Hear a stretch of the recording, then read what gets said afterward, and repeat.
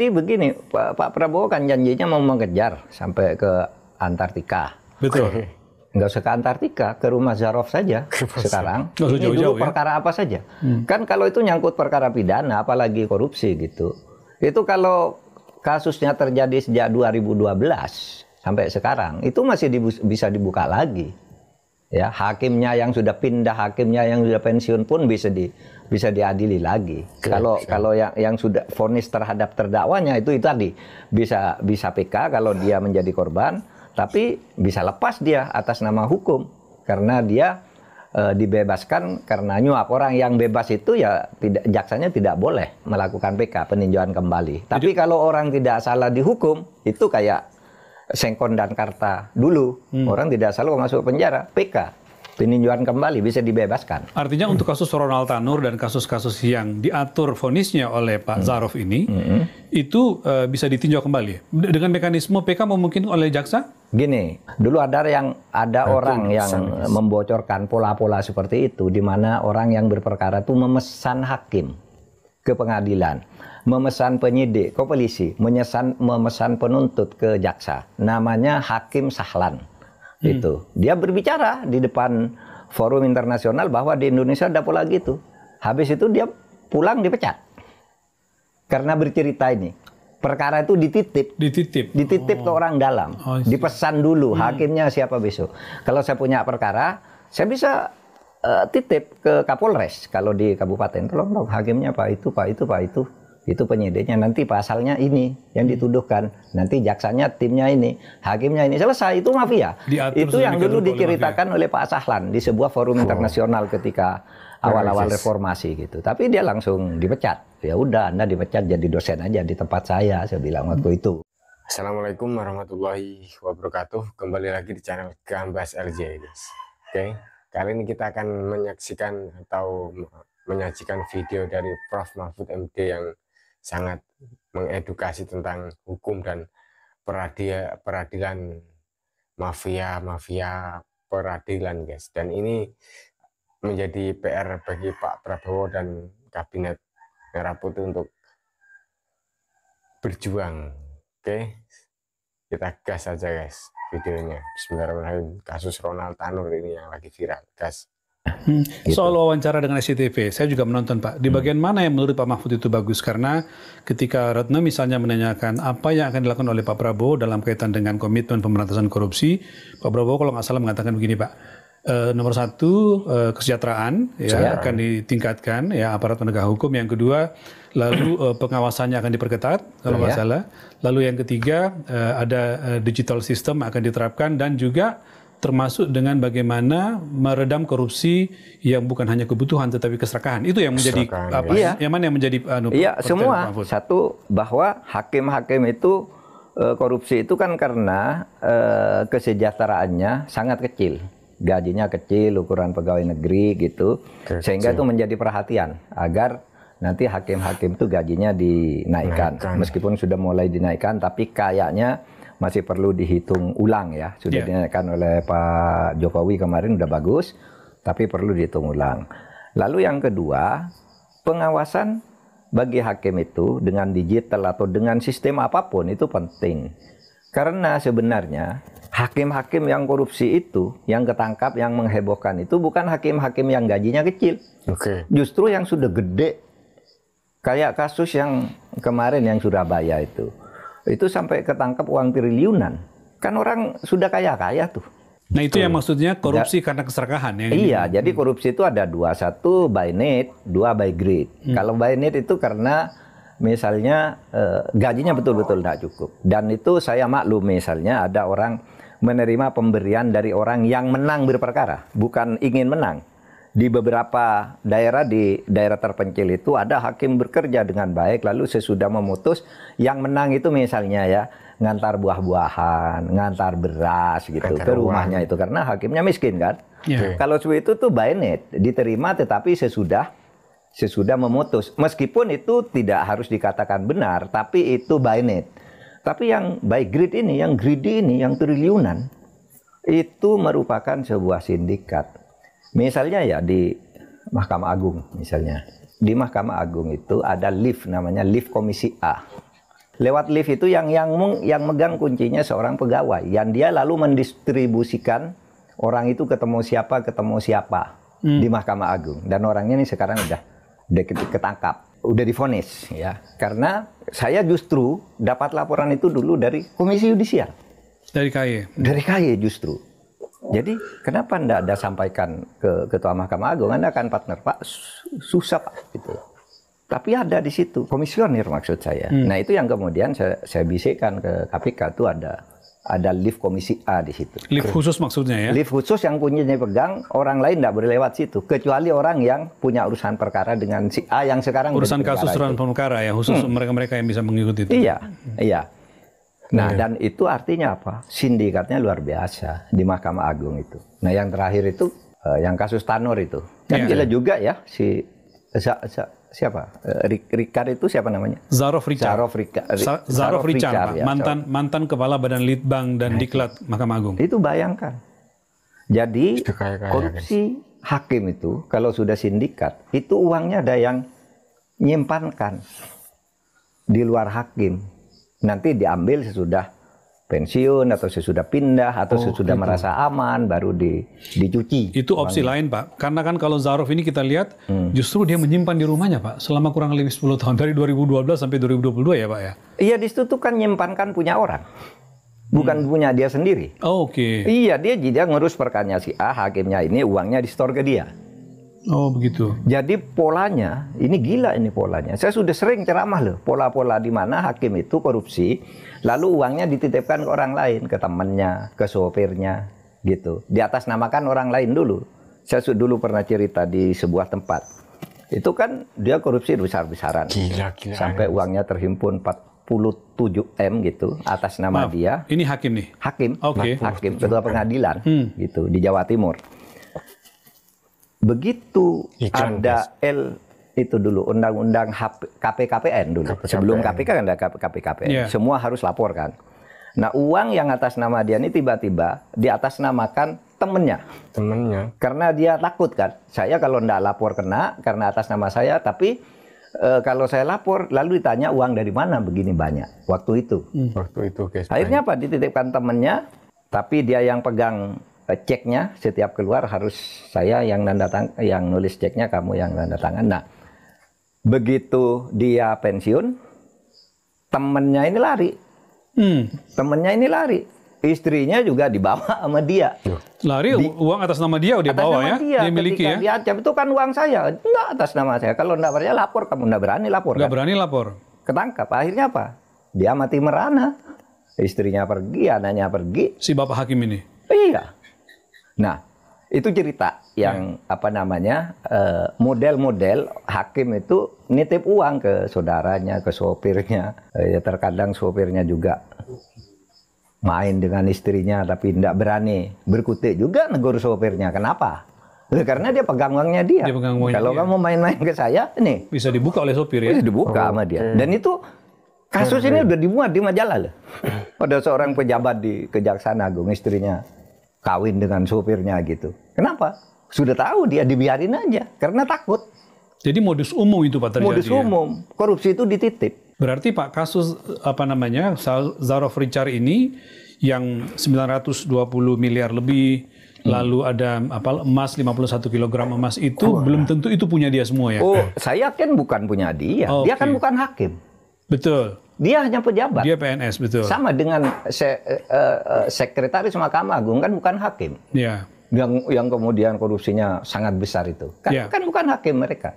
Dia ngurus perkara ke orang, bagi ke hakim. Sama dengan si Zarof ini kan. Ya. Dia kan yang kita baca di beritanya, ini uang untuk perkara ini uang untuk perkara ini. Sudah sejak tahun 2012. Sampai 2022, 10 tahun Pak. Iya, itu pun mungkin hanya yang belum dibagi. Yang lain sudah dibagi. Iya kan? Begitu itu ya? Yang belum dibagi, sudah ada catatannya. Ini perkara untuk ini, perkara ini. Ya, dan itu tertangkap karena yang Surabaya itu kemudian diselidiki. Dikejar karena kok bisa membebaskan orang nggak masuk akal, dicari oleh kejaksaan, ketemu. Dan Pak sudah pensiun masih juga melakukan itu ya? Itu artinya kan sudah pensiun 2 tahun lalu, kemudian Dia masih menjadi orang yang dipercaya untuk mengurus kasus di Mahkamah Agung. Iya, bisa saja dipercaya karena dianggap dia berhasil kan mengkoordinasikan itu. Selama ini efektif mungkin ya. Iya, sehingga mafia-mafia itu bisa saja nyandra. Kamu saya titip perkara ke ini. Oh, saya sudah pensiun, enggak bisa, pokoknya harus bisa. Kan bisa aja begitu. Kalau orang sudah terlanjur salah kan bisa disandera begitu. Katakanlah dia mau berhenti, tapi karena sudah mafianya terbentuk, nggak bisa dia mengelak. Mau bertobat pun tidak bisa. Begitu ya. Oleh sebab itu hati-hati ya. Kepada teman-teman di mana aja lah di instansi. Kalau Anda berbuat salah, nanti Anda tersandera. Mau bertobat pun susah. Ya kayak itu, kayak Zarov itu. Sejak tahun 2012. Nah, itu sebenarnya menarik kalau dari uang 1 triliun itu ya. Dicari lagi, ini perkara untuk siapa saja dulu, gitu kan. Wow. Perkaranya dibuka lagi. Itu makanya Pak, kalau kita lihat 10 tahun, kan banyak sekali, bisa 10 sampai ratusan perkara Pak itu akhirnya diatus oleh vonisnya oleh Zarov ini. Iya. Bagaimana itu? Apakah kejaksaan harus membuka itu kasus satu persatu supaya ketahuan uang itu dari mana, siapa yang memberikan? Menurut saya, iya, ya kejaksaan harus buka itu. Itu kan yang saya lihat ya. Waktu penggeledahan itu kan ada catatan ini perkara ini yang belum diberikan kan gitu kan. Harusnya diberikan ke sini, harusnya diberikan ke sini, kan? Betul. Nah, itu dibuka lagi perkaranya, bukan diperkarakan dulu ya. Dibuka, dipelajari kasusnya. Nah, itu bisa juga disidangkan kembali kalau menyangkut orang yang tidak bersalah dihukum karena menjadi kambing hitam. Karena penyuapan itu tidak salah, tolong dia dihukum, dibayar hakimnya. Itu bisa PK. Tapi persoalannya di dalam hukum itu kalau terdakwa itu bebas, ya itu jaksa tidak boleh PK menurut aturan gitu. Nah, tetapi ini bisa dibuka lagi. Saya kira pemerintah bisa memulai dari kasus ini ya, dari Kejaksaan Agung bisa, Mahkamah Agung juga bisa membuat timnya sendiri. Ya, orang berharap Pak bahwa ini bisa jadi kunci untuk membuka mafia peradilan yang lebih besar. Karena kalau lihat jumlah kasusnya sangat banyak kasusnya yang bisa dibuka. Lalu kemudian orang-orangnya masih bisa ditanyakan, masih bisa ditelusuri. Nah, menurut Pak Mahfud, kalau kita lihat dari kacamata kebutuhan kabinetnya Prabowo lagi nih Pak. Bagaimana Pak Prabowo memandang atau kabinetnya memandang kasus ini? Yang di depan mata baru mereka mulai sudah ada, apakah dianggap sebagai ini peluang untuk bisa membuka lebih besar sehingga komitmen pemberantasan korupsi bisa tercapai, atau ini merasa bahwa sebegitu parahnya sekarang sehingga sulit untuk dibenahi? Jadi begini, Pak Prabowo kan janjinya mau mengejar sampai ke Antartika. Betul. Nggak usah ke Antartika, ke rumah Zarov saja sekarang. Ini dulu perkara apa saja. Kan kalau itu nyangkut perkara pidana, apalagi korupsi gitu.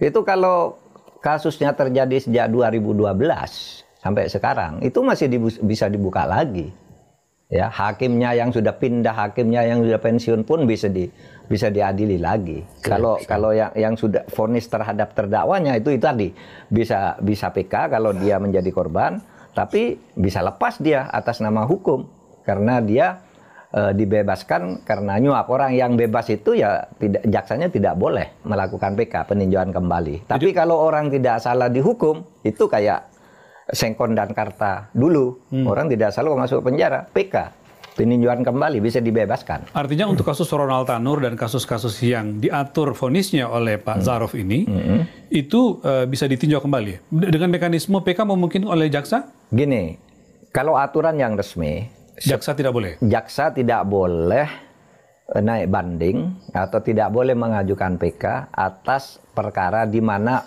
orang sudah dihukum. Jadi jaksa harus menerima, ya, orang bebas gitu. Tetapi yang boleh PK itu hanya orang yang dihukum, bukan jaksanya. Jadi misalnya Tanur misalnya ya, mau PK, oh ini salah, saya enggak nyuap dulu, begini-gini, dia bisa PK besok. Tapi jaksa misalnya, saya kemarin nuntut 12 tahun atau 15 tahun, kok cuma dikasih 5, enggak boleh PK. Nah, yang itu juga Pak, itu kan jadi pertanyaan orang tuh Pak. Iya. Nuntut 12 tahun tidak bisa PK. Bukankah Pak misalnya dalam kasus tertentu Mahkamah Agung membolehkan PK oleh jaksa? Dalam beberapa kasus misalnya dulu Syahril Sabirin itu terjadi, kasus Syahril Sabirin. Lalu Joko S. Chandra itu terjadi. Lalu Mukhtar Pakpahan Pak. Mukhtar Pakpahan. Itu juga oleh MA boleh melakukan PK. Gimana dengan kasus seperti ini? Katakanlah untuk pertimbangan pemberantasan mafia peradilan untuk kepentingan negara. Gini, hukum pidana itu kan melindungi hak-hak orang yang terdakwa, ada tekanannya.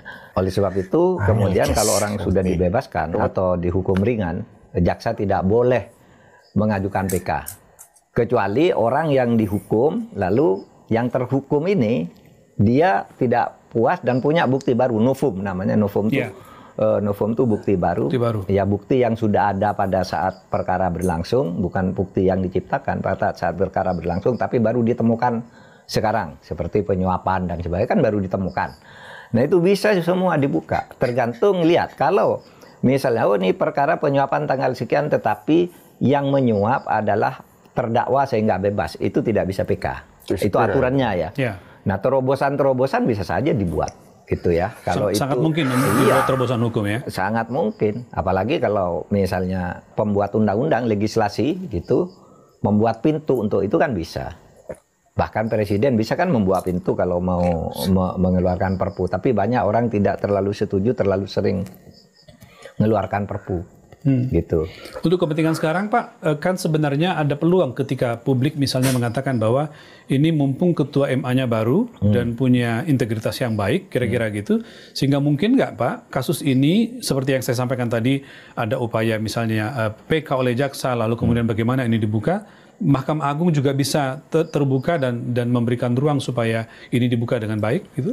Iya, menurut saya Mahkamah Agung perlu membuka peluang itu. Tapi Mahkamah Agung kalau menindak ke dalam, dia kan sifatnya administratif. Oleh sebab itu dia buka aja Kejaksaan Agung. Tolong dong ini periksa lagi nih. Dulu yang ada catatannya di tangani zaman si Zarov itu gitu. Itu akan banyak perkara di situ, perkara nomor sekian, hakimnya ini. Meskipun sudah pensiun, apalagi hanya cuma pindah. Apalagi sekarang masih tetap di Mahkamah Agung. Itu bisa diperiksa lagi, bisa dijadikan tindak pidana tersendiri bagi hakimnya. Tapi kalau bagi korban yang dihukum, tergantung itu tadi. Kalau dia dihukum karena penyuapan oleh orang yang mengorbankan dia bisa PK.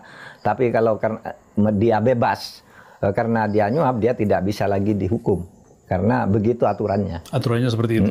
Pak, sejauh ini kan Kejaksaan mengatakan pada publik itu pada beberapa media fokus pada dua hal. Pertama, dugaan korupsi berupa suap atau gratifikasi. Yang kedua, dugaan permufakatan suap atau gratifikasi. Apa bedanya dan implikasi ke hukum keduanya, Pak? Sama aja sebenarnya. Sama. Kalau yang satu masih korupsi, iya. Ya, kalau satu dugaan dia tidak melakukan atau yang kedua adalah permufakat. Bermufakat kan, itu bermufakat itu kan bermufakat, tapi belum bayar kan kira-kira gitu. Itu kan sama aja korupsi. Barang siapa menjanjikan sesuatu, memberi sesuatu dan seterusnya itu kan masuk di situ. Tadi Pak Mahfud mengatakan bahwa ini kasus yang umum terjadi, bahkan beberapa modus itu dimiliki oleh masing-masing orang yang ingin bermain dalam kasus hukum seperti ini. Saya ingin menunjukkan Pak Mahfud bahwa kami mencari Pak data-data ketika menyiapkan program ini, kami menemukan beberapa nama yang dari tahun 2006 Pak, sampai tahun 2024 itu rupanya sudah ada kurang lebih 35-36 hakim sama pejabat lembaga peradilan. Ini Pak Mahfud. Nah ini misalnya kita saksikan nih Pak, daftar hakim dan pejabat negara lembaga peradilan terlibat suap dan gratifikasi dari tahun pertama 2006. Hari Wiyoso tahun 2006, Herman Alositandi 2006, ini sampai nomor 15 Pak. Ada nama-nama yang Syarifuddin Umar. Ya. Coba lagi ke itu baru nomor 5. Berikutnya ini ada nomor 16 sampai Demyati. Ya kan tuh Sudrajat Dimyati. Betul, Mahkamah Hakim Agung ada dua Pak, Sudrajat Dimyati dan Ghazal Basaleh. Kemudian Sekretaris Mahkamah Agung ada dua. Ada dua, Nur Hadi dan Hasbi Hasan. Ditambah dengan pejabat diklat yang terakhir ini. Nah ini berikutnya Pak, berikutnya tanggal, nah ini 32 sampai 35 orang rupanya Pak, sampai 35. Dengan terakhir Pak Zarov Richard ini. Iya. Apa yang Pak Mahfud ingin sampaikan atau makna dari begitu banyaknya rupanya hakim termasuk Hakim Agung ikut dalam pusaran suap dan masuk kemungkinan mafia peradilan? Pertama, pola korupsinya itu menggunakan orang dalam. Orang dalam. Ya kan? Biasanya di berbagai tempat tuh ada panitra kan dulu. Ya ada panitra. Biasanya orang dalam. Yang ini tadi, yang dua itu sekretaris MA kan, Hasbi dan Nur Hadi. Ditambah dengan Zarov, itu kan diklat. Orang dalam, yang ngatur orang dalam, dia nanti yang mempertemukan ke hakim biasanya. Lalu yang menunjuk hakimnya, pesanan hakim itu biasanya dipesan Mas orang yang berperkara. Saya minta hakim ini sudah dihubungi, ini sudah dikondisikan gitu. Lalu terbentuklah hakim yang sudah terkondisikan itu. Dulu ada orang yang membocorkan pola-pola seperti itu, di mana orang yang berperkara itu memesan hakim ke pengadilan, memesan penyidik ke polisi, memesan penuntut ke jaksa. Namanya Hakim Sahlan. Itu dia berbicara di depan forum internasional bahwa di Indonesia ada pola gitu. Habis itu dia pulang dipecat karena bercerita ini. Perkara itu dititip ke orang dalam, dipesan dulu hakimnya siapa besok. Kalau saya punya perkara, saya bisa titip ke Kapolres. Kalau di kabupaten, tolong dong hakimnya Pak itu penyidiknya, nanti pasalnya ini yang dituduhkan, nanti jaksanya timnya ini, hakimnya ini, selesai. Itu mafia. Itu yang dulu diceritakan oleh Pak Sahlan di sebuah forum internasional ketika awal-awal reformasi gitu. Tapi dia langsung dipecat. Ya udah, Anda dipecat jadi dosen aja di tempat saya bilang waktu itu di dia Jogja. jadi korban seketika, jadi korban ketika membuka itu. Iya. Nah, itu dan polanya masih sama ini. Masih sama, tapi sekarang ini sudah ke tingkat Mahkamah Agung. Iya Pak, makanya Pak, saya jadi bertanya ke Bapak, kenapa menurut saya penting Bapak nanggapin, karena sejak 2006 itu berlangsung terus sampai 2024. Iya. Itu artinya nggak ada upaya yang signifikan bagaimana memotong. Polanya nitip ke dalam, kemudian pola berikutnya hakim yang pernah nerima itu nggak bisa keluar dari itu, disandera terus. Kalau kamu nggak mau sekarang dititipi, kamu kemarin udah dapat dari saya, gitu kan, oleh mafianya itu. Oleh sebab itu ini ambil. Kalau enggak, ya saya buka yang kemarin bahwa kamu melakukan itu. Menurut saya, Zarov ini juga begitu. Masa sudah pensiun 12 tahun gitu, masih melakukan itu. Pasti ditekan oleh orang yang pernah lewat dia. Sehingga orang mau lewat lagi, kamu harus bisa. Dia tidak bisa lepas dari itu. Tidak bisa lepas. Untuk apa dia? Nyimpan uang sampai 1 triliun dan di rumah lagi. Sekarang sedang Pak, baru selesai bikin film lagi Pak. Loh, makanya untuk apa coba? Bikin film yang mencitrakan kebaikan lembaga peradilan, tapi ternyata dia tidak bisa lepas dari itu. Iya, untuk apa kalau tidak karena disandra sampai mau bikin film uangnya sampai begitu. Apa Pak Mahfud yang kira-kira yang jadi masalah utama sehingga sekian tahun tidak pernah berhenti? Dan bahkan menjadi parah karena keterlibatan Hakim Agung dan Sekretaris Mahkamah Agung. Di sisi mananya Pak? Apakah pengawasannya memang lemah atau apa? Moral atau apa yang berkontribusi besar sehingga ini berlangsung terus? Macam-macam lah ya. Tetapi yang paling mudah itu ya moral. Nah sesudah moral kena, lalu dia terjebak ke situ, lalu nggak bisa keluar lagi. Mau memperbaiki lagi udah disandra orang. Kamu kemarin udah pernah nerima kok dari saya. Mau apa? Saya kan pernah dulu cerita ya, ada jaksa yang sangat hebat luar biasa nangkap koruptor itu, dipuji-puji oleh masyarakat, tiba-tiba dipecat oleh Jaksa Agung. Waktu itu namanya Jaksa Agungnya Pak Golib, pecat kan? Andi Galib. Lalu rakyat di situ protes, ini kan jaksa yang bagus sih nangkapi para koruptor. Dia juga protes, ya saya ini reformasi. Galib cuma bilang waktu itu, kamu dulu waktu jadi jaksa di sana tuh, di Manado, di Papua, kamu nerima uang sekian dari ini udah diem aja gitu. Selesai. Tersandra kan, habis karirnya. Itu sama banyak hakim begitu. Oleh sebab itu, menurut saya hati-hati. Itu satu ya, moral. Lalu yang kedua ketersandraan. Lalu yang ketiga, ya greedy itu. Greedy itu bagian dari moral ya. Nyolong karena rakus gitu. Nyolong karena udah kaya lah kira-kira gitu. Sehingga saya agak heran kalau ada orang itu hakim itu korupsi karena gajinya kecil. Itu yang gajinya kecil itu enggak korupsi kok. Yang korupsi gede-gede tuh. Yang rumahnya udah banyak, mobilnya udah banyak gitu. Itu kan greedy namanya, rakus. Iya kan? Hakim-hakim tuh ya minta-minta. Ya kalau yang di desa-desa, di daerah-daerah itu banyak yang memang ya hidupnya sengsara. Jadi ada yang jualan duren, ada yang jadi kalau sore narik beca dan sebagainya itu. Sementara Polresnya mobilnya bagus-bagus, jaksanya mobilnya bagus-bagus. Hakimnya kalau sore jualan apa coba? Nah ini tidak ada yang memperhatikan. Nah ini hakim yang perlu ditolong dengan kenaikan tingkat kesejahteraan dan gaji itu. Tapi yang greedy itu supaya ditangkap, kalau perlu dipancung lah. Mestinya kan ada mekanisme Pak untuk menangkap itu, baik yang kecil maupun yang karena greedy yang gede-gede itu. Karena kita punya Komisi Yudisial, kemudian ada Bawas Mahkamah Agung. Bagaimana Pak peran seperti ini? Memang tidak efektif selama ini. Tidak efektif. Termasuk yang kasus Tanur ini, ya.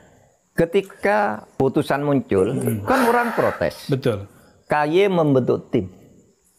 Tahu apa keluhan KY? Mahkamah Agung tidak sungguh-sungguh. Kata Komisi Yudisial. Iya, mereka sudah bekerja sama dengan Mahkamah Agung. Saya baca di koran ini, Mahkamah Agungnya tidak sungguh-sungguh mau menyelidiki kasus Surabaya ini. Bahkan saya berteleponan dengan orang KY. Iya, ada telepon, Pak ini tidak sungguh-sungguh. Baru sekarang ini mereka kayak bersungguh-sungguh Mahkamah Agungnya sesudah ketangkap. Itu pun menurut analisis, tidak punya bukti saya.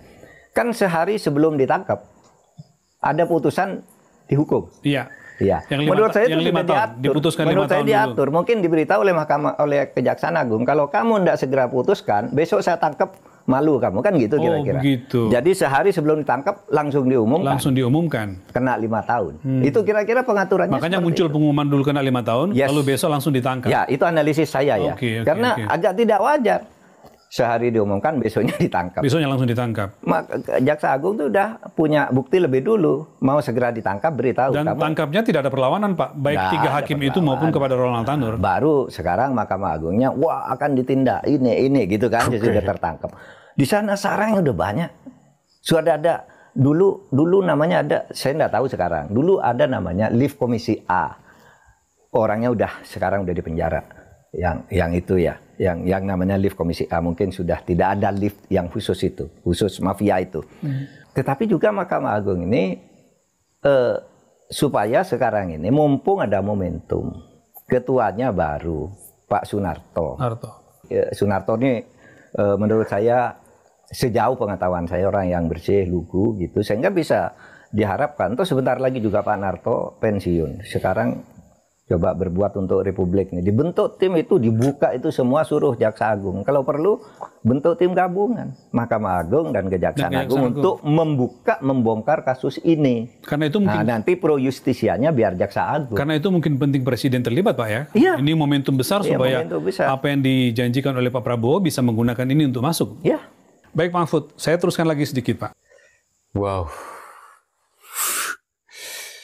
Kita sudah bisa intinya dari pembicaraan Prof. Mahfud MD itu ya, bobroknya lah dalam sistem hukum dan peradilan di Indonesia, guys. Karena bisa diatur atau disogok, guys, atau apa namanya, bukan disogok, iya disuap lah istilahnya, disuap betul sama saja, guys. Karena kalau di daerah-daerah, semisal di Kapolres, kalau Kapolresnya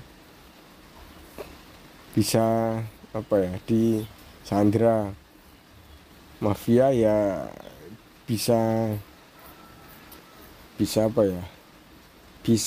untuk pesan hakimnya siapa terus diatur, jaksanya siapa diatur lah, pokoknya kacau, guys. Ini semoga ini Pak Prabowo bisa mengendalikan dengan sekuat kemampuannya, karena Pak Prabowo sudah dengan tekad dan janji untuk mengejar korupsi atau penyuapan lah.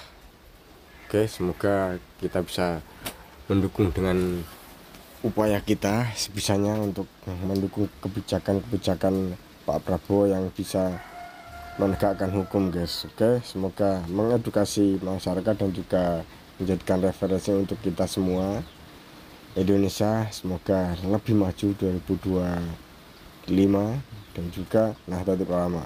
Oke, gas.